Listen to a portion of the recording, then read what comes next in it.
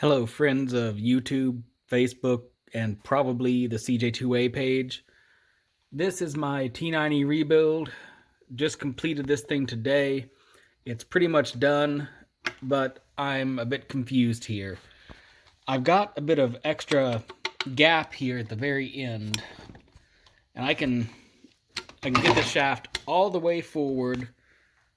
There's not really too much of a gap between the synchronizers and everything here, but I still have this little bit of a gap here where the bearing retainer and the bearing don't just quite line up. But you can tell that that spacer is all the way against the shaft where it should be. So it's like if the main shaft would just go in a little bit further, this thing would be locked down and ready to go. But there's nowhere for it to go. So that's why I'm a little bit confused. So if anyone has any helpful hints on this one, I'd greatly appreciate it. If this small amount of gap here doesn't really even matter, well, that's information for me. So if you have any insight, I'd love to hear it. Thanks.